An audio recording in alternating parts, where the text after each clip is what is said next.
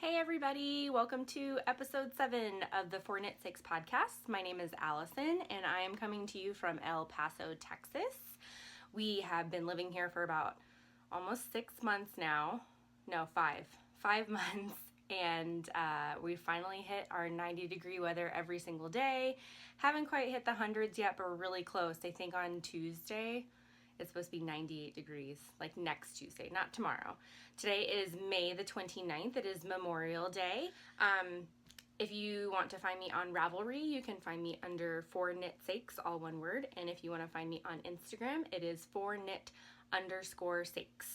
I'm very good about responding to messages, and you can send me messages on either. And we also have a Ravelry group, a very small one, but I love it still just the same. And I'll put that down in the description box below so you can link up to it and join the introductions thread or the Ask Me Anything thread. And we'll just kind of jump straight into finished objects first. So this is the third time I am recording this. The lighting isn't that great in the mornings. My lighting yesterday was fantastic. I even opened up a second window this morning and it's still kind of shadowy, so sorry about that, but I tested it and seeing finished objects and everything, I held it up to the camera. It doesn't look so bad. So the first one I will show are Levi's. My son's blueberry waffle socks are so teeny tiny, but he's getting so big. So a little bit closer up so you can see the colorway. This is a Regia piano color, like just a variegated blues and blacks, and then the highlighter yellow from Knit Picks Brights. His socks are 52 stitches on a size 1 needle, and I knit these 2 at a time, and this is just a short row heel back and forth stockinette stitch. I think I did 7 rows up at the top and then maybe 2 repeats of the blueberry waffle pattern, and then just continued it on the foot. There you go, blow everything out. I think the highlighter yellow is just throwing everything off, and then just did a decrease on the toe. He likes them. It's a little too warm to wear them right now. He just wears his plain cotton socks to school, but he's only in school for another week before he's off for the summer. And then hopefully he'll get to wear these when it gets cooler, like October, November here. So they're not completely finished. I didn't leave in the ends. So I still need to do that, and I probably should wash them and everything. But the Regia surprisingly softened up after I knit it. When it's in the ball or the cake, it's kind of rough, and Regia is kind of like that in general.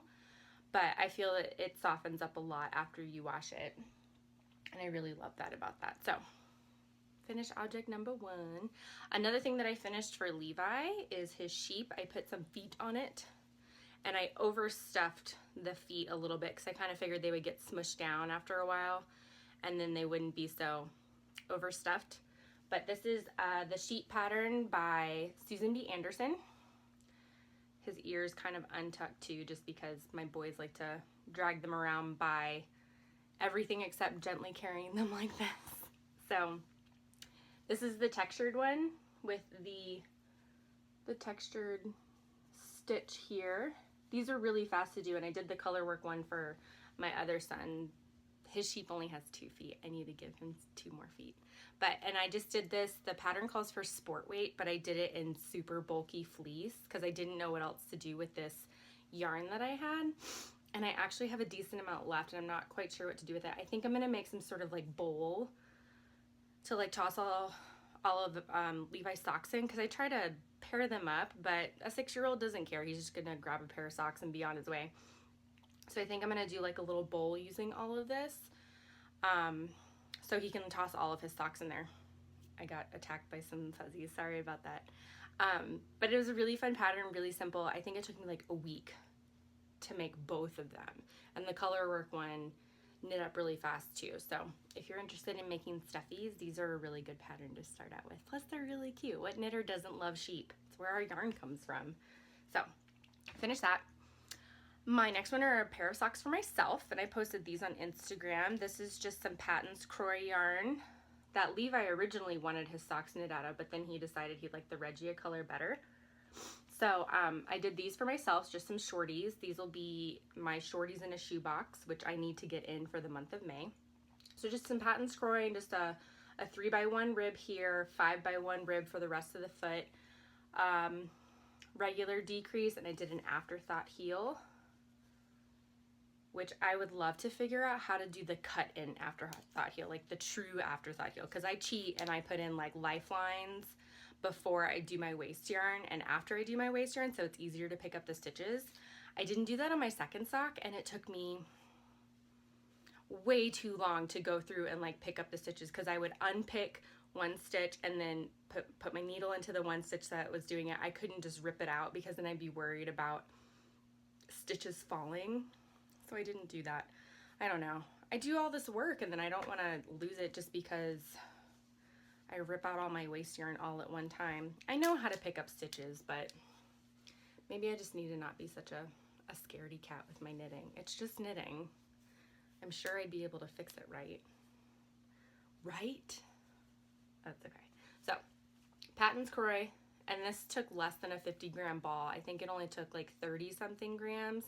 Enough that I had 10 grams for my friend Polly for her beekeeper's quilt, and I'll have enough to put in my blanket, and then maybe a little bit left over for my other scrappy bin for another blanket that I will start in whenever in the future. So, my shorties.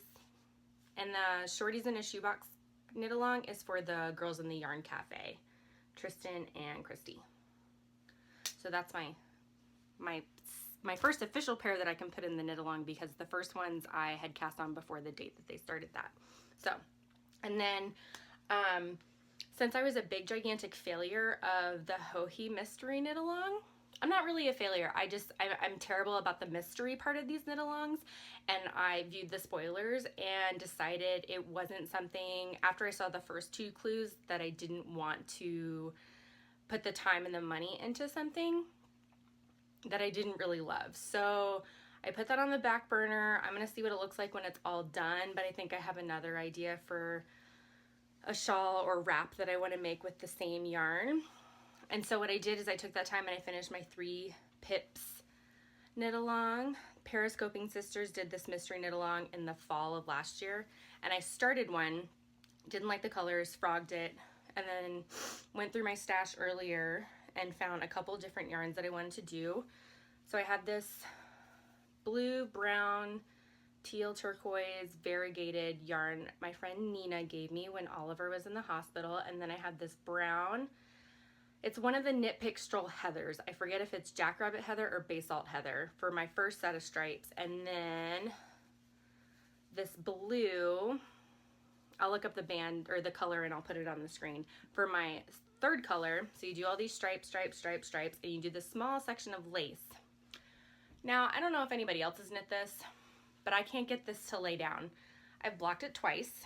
The first time I blocked the entire shawl and I pinned it. I pinned all the little picots and I stretched it pretty aggressively, but it still didn't do that. So then I blocked it upside down, so the right side down, and I pinned it again, but I just blocked the lace section with the bind off, and I just did it on my ironing board, and it's still flipping up. And I messaged Amy Meeks to see if she had any suggestions. She said she didn't have that issue, so she wasn't really quite sure. And then I messaged somebody else when I was looking through the project pages just to see who else had the issue of their bind off rolling. And so I chatted with that person. She said she was too lazy to rip it out. I told her I completely agree. I didn't want to rip it out to re-knit it because I just finished it. But it's going to bother me every single time I wear it that this doesn't lay flat. And so I don't know. I think I might eventually, not anytime soon, rip it out. And then after you do the lace section, you do one of the Loopy Picot repeats with color B, and then you bind off color with color C. So what I think I might do is just rip out the bind off and then add maybe another repeat of the variegated blue, and then maybe another repeat of the color C, and then bind off. So maybe adding that little bit of extra weight will keep it from rolling, because for right now when you hold it up, it's like the middle section all sticks up. And that makes me sad. All that work, right? And then I pulled it off and I went to go put it on and I was like, oh, I hope that blacks out, and then it didn't. So it's a really long shawl. Like you can see, this tail is significantly longer. So maybe doing this over here and adding like a little slip knot or something. I don't know. I'll probably do that because I don't want to have this and then have this really long tail, but having it off to the side would be nice. So point this down just a little bit. Oh, now you see the chair that it's sitting on. I don't have a fancy setup, you guys. I know I posted a while back that I had a DSLR camera to podcast on. Well, my particular one doesn't autofocus in video mode. So for any time I would hold something up, I would have to go and I would have to push the shutter button halfway down, not all the way down, to refocus it. So I can't use that, and I'm not in the market to buy another camera. So, and our computer and laptop are on their last legs, so I have to use my phone. I know the quality for the sound isn't super fantastic, but I'm hoping you guys can get past that and enjoy just my knitting and my crafting. I hope so. I hope you can't hear the next door neighbor's dogs barking next door. So that is, ooh, I have some sewing finished objects, which will then segue into my works in progress. So I did some sewing a few weeks back of just some little bags. I got an itch to just do some sewing. Now my first one didn't turn out so great because I actually pieced it together wrong. It still functions as a bag, but I didn't do like the proper way to piece it, so you can see my sewing edges on the inside. And that's my fault. I was too gung-ho about just getting it done, and I didn't watch any tutorials. I was like, oh yeah, this shall work. And it still works as a bag, just the inside isn't so pretty. I boxed out the bottom and added a little handle, and I'm running low on zippers, but I have a ton of these little cam snaps for various other projects that I've had. And I made myself a little bag. If you're a baby wearer, this is a Didymos wrap scrap that I got from the Didymos store in Germany. And this is one side of the wrap and this is the other side. I wanted to showcase both of the sides of it because there's technically like a right side and a wrong side just based on where the hem is on your wrap. And so I had just enough to make like this long skinny bag, and it's holding my Harvest cardigan for Levi for the Great Unraveled Knit Along, which is being co-hosted by Taylor from Wool Needles Hands, Caitlin from the Wool Jewel, and Celeste from Yarn to Table podcast. This started on Earth Day, and it is running until July the 17th now. It was supposed to be done, I think, by the end of June, but now it's mid-July, or is it June 17th? I'll put it on the screen, but this is the yarn that I unraveled from a sweater. I have it on my Instagram. It was a Gap 100% wool men's zip up sweater. I had to chop off where the zipper was because I couldn't undo all of the seams because the zipper was sewn in, but I still got 470 grams of like worsted weight. So I'm almost done. These are where the buttons are going to go. He wanted buttonholes to make it more of a cardigan. I have a couple more rows to add one more button, and then I'm going to do the garter stitch down at the bottom. I'm making the 6 to 8 year old size. He's 6 and his measurements were about the same. I'm going to make everything a little bit longer so he can grow into it.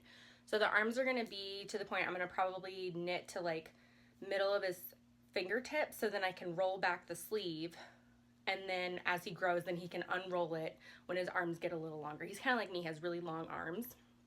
And then I'll probably knit the body a little bit longer so he can wear it longer. And then when he outgrows it, his little brother can wear it. But I really love it. And the wool surprisingly isn't very stiff. It's not very scratchy. It's got like a good tweed quality to it.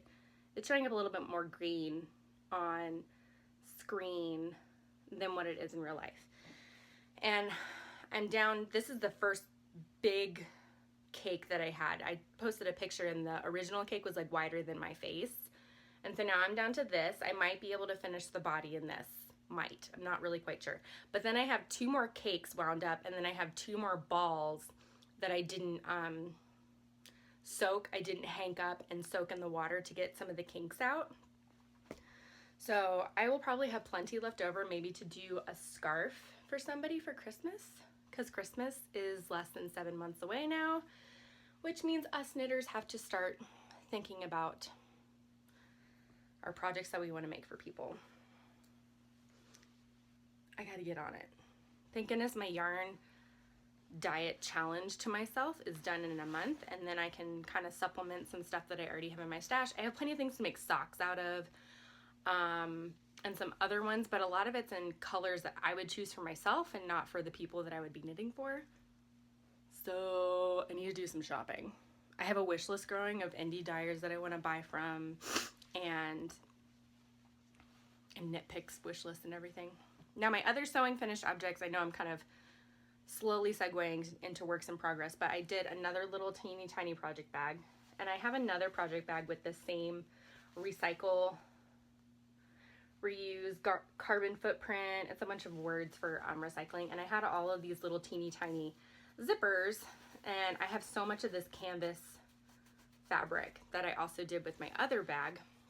It's stiff enough that I don't really need a lining, which is nice because I don't want to go buy it. And then I have a lot of this ribbon, which works just well enough for this. Now this isn't very big. It won't hold a 100 gram skein or cake, but it holds a 50 one. So if I'm gonna do like a sock from Patton's Croy, or I have some Knit Pick Stroll solids in the 50 grams. These fit really well. The 100 ones, do I have a 100? Yeah, this one. The 100 ones fit, but then you don't really have space for your project in it. Like just a teeny tiny bit amount. So if I'm just going to be doing it at home, then that's fine. But my kids also want to steal all of these and put things in them like their Legos, and they've already asked me to make them some bags. I just have to sit down and do it. One of my friends on Facebook posted that sewing is 90% preparation and cleanup and 10% of actually sewing things, and I completely agree with that. And I don't have a space for it. Everything is downstairs in the kitchen dining area. And so we have the big IKEA square bookcases. And so I keep all my stuff in there, and I have one desk that I have my sewing machine sitting on, but I have to use the dining room table to cut and piece together, and then use the countertop to iron things. It's kind of a big to do when I want to sew. I have to really be committed and make a couple things and not just one. So works in progress. I did those finished objects. Another one that I'm working on is my Project Linus blanket that is going to be, I think their meeting is this weekend, and I only have a couple rows, maybe like 20 rows left. I did another corner to corner crochet. They're fast, they're easy, and I did it in 3 different colors. Well, technically 4, and I'll show you that in just a second. So I started with this burgundy here.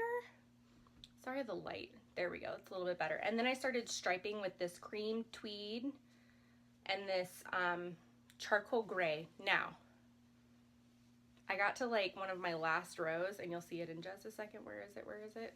There it is. I ran out like the last row, but this olive green, I really don't think they're gonna mind that one row is green. I didn't want to go out and buy a whole nother gigantic skein of Red Heart just for one row. And so I pulled out this that my friend Wendy sent. She sent me a whole box full of Red Heart and some crochet hooks, which thanks again, Wendy, if you're watching. It's amazing. And I can probably make a whole bunch of more blankets. So for crocheters out there, if you're looking for ways to hold your stitch so it doesn't rip out, take one of your progress keepers and put it on the stitch, because then it won't pull through. Little tip there. I'm sure there's other things you can do, but I used to do like the one big loop, and I know Joy from the Anxious Knitter said she would do that, but then I found this because then my kids would still yank on it and it would still rip out a whole bunch of stuff. They're getting older now that they kind of understand. So I have the whole big section of the red, so it's going to be like mirrored on this side. So I only have this left to do. I'm hoping I can get it done over the next couple days. and then donate it. Now, if anybody can also tell me how to not make carrying yarn in a corner to corner crochet not look so crazy. Like, this isn't so bad, but it's when you have to slip stitch when you're decreasing, it just looks kind of ugly. I don't know how to fix that. I tried looking up videos and I couldn't find anything except for if you're doing graph cans and you're trying to hide your yarn when you're like changing colors in the middle of it, but I couldn't find anything for the edging. So I did the best I could. I'm sure I'll live and learn and maybe just not stripe again in the future. So that'll be done hopefully, and I won't have it to take a picture or to show in the next podcast, but I'll take a picture just so I can have it to show you guys next time. Another work in progress is actually a new cast on. It is for my mom as a belated Mother's Day gift because I am terrible about being on time for actual things, birthdays, holidays, etc. And I decided to cast on the All About That Brioche pattern by Lisa Hans. I don't think I printed out the first page. I did not. Saving paper and saving ink because ink is expensive. And this is in the black and white, so it's a little difficult to kind of see. But it's a garter stitch section and then 2 brioche bands here, and then you end in the other garter stitch section at the bottom. I love her patterns. They're all really well written out. She had a bunch on sale up through like May 8th or something, and I bought 3, and this was one of them. And so I am doing this in, don't judge me, in loops and threads. It is an acrylic yarn that you can buy at Michael's, and it is fingering weight. So basically at Michael's, the only fingering weight yarn that I can find here in El Paso is this loops and threads acrylic or Patton's Croy, which is all striped except for the one brown color, which I think is called flax. And so it does make a really nice fabric. It's really soft. It's very slippery.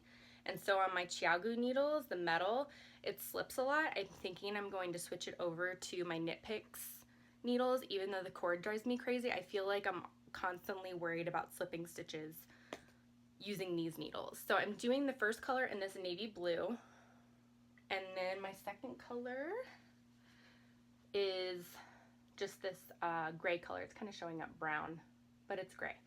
So I will have to brush up on my brioche skills, but these are pretty easy. There's nothing fancy about it. Not even fancy increases and decreases. It's pretty much just straight barking and burping to do it.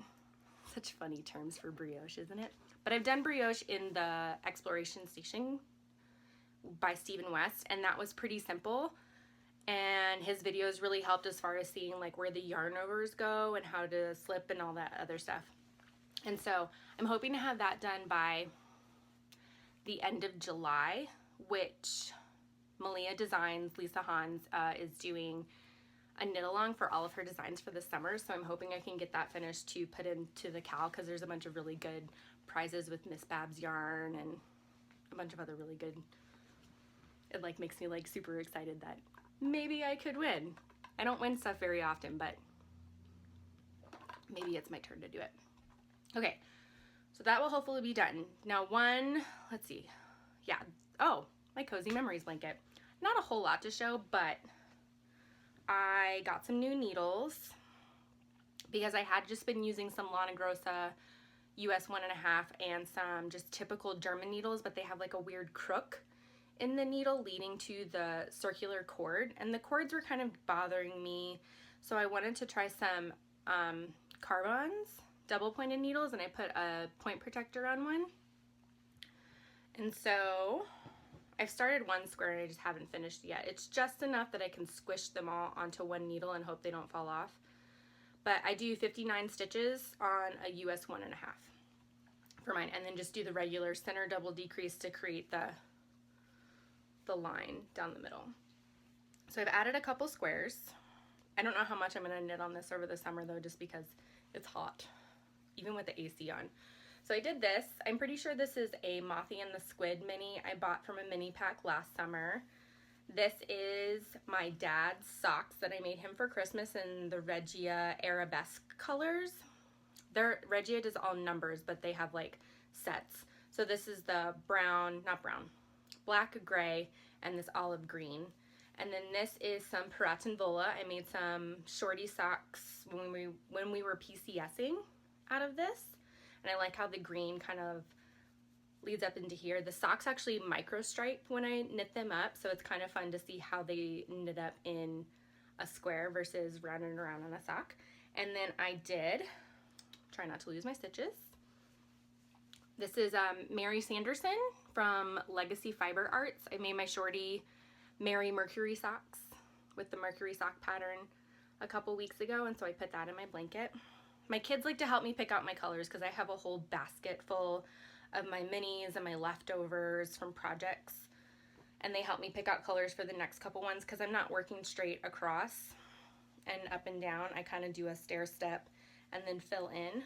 So I kind of have this one big square here, and then I have a drop off here. I'm going to add another color in right there.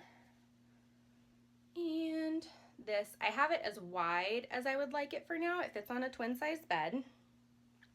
So I'm going to start filling up and just kind of start going up from there. And I'm also using some sport weight in here. So like this is Malabrigo Arroyo, and this is some Knit Picks Galileo maybe?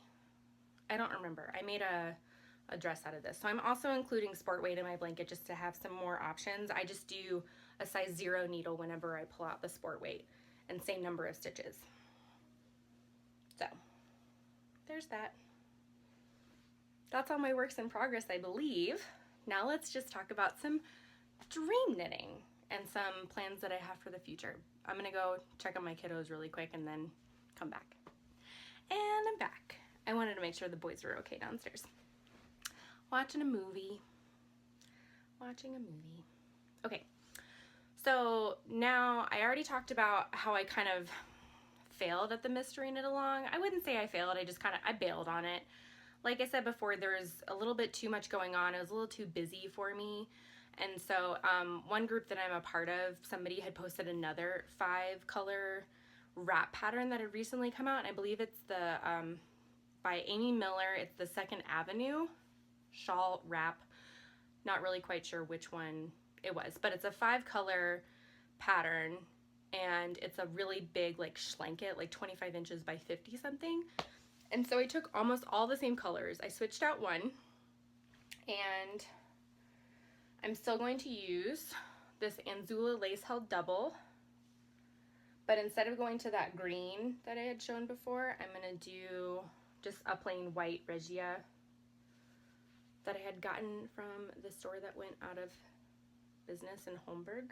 And then I'm gonna go to this Island Yarns, and then to the Piraten Vola. I don't remember the color. She does numbers for everything, which I really love. It's all those purples and the teals just kind of match together. I really should recake these. They're getting so messy from me like moving things around. And then another Piraten Vola, the purple matches really nicely. I did a flax light sweater for my niece in this. And so that's gonna be a really pretty wrap, I think. They're all pretty much my season, meaning they're really good for my skin tone. They don't make me look washed out or anything. I dropped on, can't do it. It's just too much. But I'm really excited about that. I'm not sure when I'm gonna cast it on just because it's such a big wrap. It's almost like a blanket. And I'm worried that it's gonna be too hot to do all of that and having it sit in my lap and stuff. I haven't decided yet. We have a trip to San Antonio coming up in July, and that's an 8-hour drive, and so that's going to give me a decent amount of knitting time if I don't get car sick first. I've sometimes gotten car sick and sometimes I haven't, so it's kind of a hit or miss. But that's the 2nd Avenue by Amy Miller. If I'm wrong, I'll put it on the screen and correct it there. Now another one is I signed up for a test knit for Nordic Stitches, and it's a shawl pattern called the Arctic Shawl. She gave me permission that I can share it on social media, and now it's in black and white. So the main color is gray, which are all these lighter stripes in between, and then these darker stripes separate it. And I told her I was gonna knit mine all in one color, except maybe the last stripe or the bind off being in a contrasting color, and she was really excited to hopefully see that in one color. I just can't decide what color I want to knit it. because this is probably going to end up being a Christmas knit for my mother-in-law. Last year I did a hummingbird cross stitch for her. So I have these 3 colors to choose from. 2 of them are loops and threads, and one of them is just a pink, not pink, coral wool and acrylic. 60% wool and 40% acrylic, polycryl. Now a lot of her stuff, her outerwear is this gray color, so I'm thinking that's out. And so it's between these 2, and I've seen her wear some purple that looks really, really nice with her skin tone, so I'm thinking this is going to be the main color, which means I'm probably going to have to bust out my Knit Picks needles again, because like I said, it's really slippery when you knit with it. So I think I'm going to do that in this color, which I need to get on this because this is due by the end of July, as well as that brioche shawl. So I think whenever I get to the brioche section, try to say that 5 times fast, of the shawl, I'll cast this on because I have a couple more increase sets. It's sets of 6. So I think it's like 72 total rows, and they just keep growing and growing. So I think I'll do the Arctic shawl in this purple color for her. And if I like it, I might knit it in this for myself. If I don't end up over dyeing all of this, I have 2 balls of this, and I've already done this before, which these are going to be a pair of socks eventually. I'm a little socked out right now just because I knit them all the time, but they're just so easy to travel with. It's kind of hard not to have socks on the needles. So these are going to become socks. This is questionable. I think I'm going to dye 1 more of these and leave 1 naked. It's not really naked because it's not bare, but it'll be naked coral. Make that a colorway. And so we'll get that done. And then I also have plans. I've been really inspired by all the people that are knitting Andrea Mowry's So Faded sweater. I'm actually going to knit the Flax Light sweater by Tin Can Knits, the same person that does the Harvest cardigan that I'm doing, because I like how the neckline is more open on the Flax Light sweater, and I like just the panel of the garter stitch instead of the whole cap sleeve being in the garter stitch. But I'm going to do the whole color melting just like the So Faded sweater. And I posted a picture of what I had as my idea for the sweater. It's all fingering weight yarn, but all the fibers are slightly different. So I'm going to start with this Araucania Nuble, and I think this is wool and silk. And then I'm going to go into, this is Legacy Fiber Arts, Sue Says So, in the glitzy toes. I think it used to be named something else when they first started selling it. So this is the Stellina base, which I think is going to be really fun because it's going to be like right there. And then I'm going to go into the Blueberry Waffle socks that I just did for Levi. These 2 together. There we go. Because the blues match the blues up here, so I think it's going to color melt really well. Now, if I have enough, I'm just going to stop here, but I think because I want it, I don't want the cropped version. I want slightly longer that kind of goes to my hips. I'm just going to do some Knit Picks navy at the bottom, which is really light. And, well, not light, but like lightweight. It's really soft and everything. And then the sleeves, I think I'm only going to go down to like right at my elbows, just so I can wear it hopefully while we're in El Paso. It's hard to know because what if we get stationed in Alaska next? I'm going to be used to being in El Paso for the last 3 years. Have to pull out all my Germany stuff again, pull out snow stuff, and maybe then I'll actually get to wear all of my hand knits and get to wear like my big fluffy fake Uggs, my Fugs, but we'll see. So that's all like on my horizon knitting. And now I wanted to go into, I've been actually keeping track of my knitting miles, which is really just yards, because somebody else I was following on Instagram was doing it for them. I just have to flip through my notebook to find, there it is. If you're ever in the market for a new notebook, these ARC notebooks, now I think I see them everywhere, like Walmart has them, but they have these removable disc, and then you can take the pages out and then put them back in wherever you want them. And I actually have a paper punch that makes this cutout. And so I can just add, what do I have at the end? Just regular computer paper. And so I just bought a bunch of the dividers, and then you can actually make some of this yourself if you laminate things.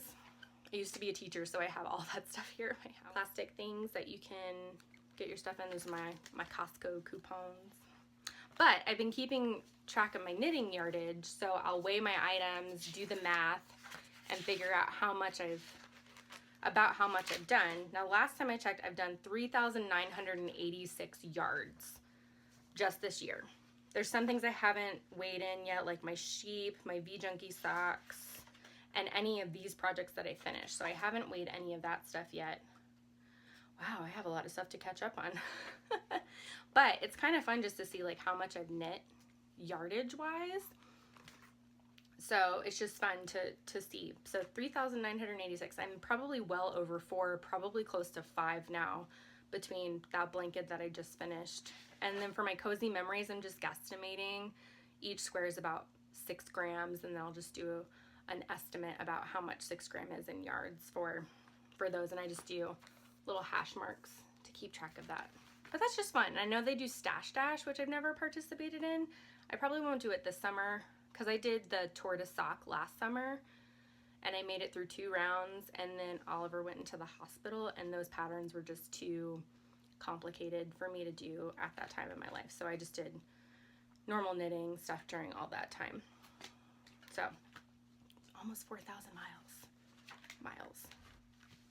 Okay, so here comes the part where my knitting crafty content is concluding. And so if you just came for that, thank you so much for coming. If you liked what you saw, please feel free to give me a thumbs up and subscribe if you like. And if you want to stick around, I'm just kind of going to be talking about what we've been doing for the last 2-ish weeks. And maybe a little bit of a mention of a new segment that I'm going to be starting that'll probably be at the end of the podcast anyway. So thanks for coming. If you're heading out to go check out another podcast, there's plenty out there to go check out, and thanks for stopping by and hanging out with me for just a little bit in my little corner of the internet. So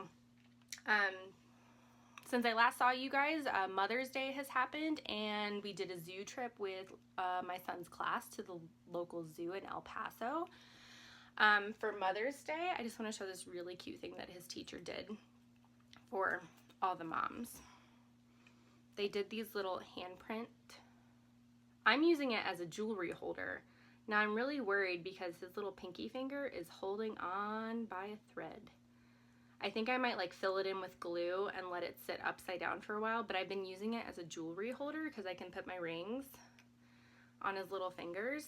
And then this little part right here has his thumbprints, and he put a little star on it and has his name on it and the year. But I thought these were really cute, and Levi's really excited that I use it for the jewelry that I wear like on a daily basis, which is my wedding rings, my watch, and my Claudia ring. We have Irish background in our family. And I used to have one a really long time ago, and it only fit on my pinky. And I remember I went to go get up, I put my hand down, and it snapped in half, and it was so sad. And I never really found a replacement for it, but when we went to Ireland during spring break last year in 2016, I found a shop and I purchased a new one. Hopefully this band will hold up a little bit better. It's got a braided band. I tried to find one that wasn't too like dainty because I am far from that.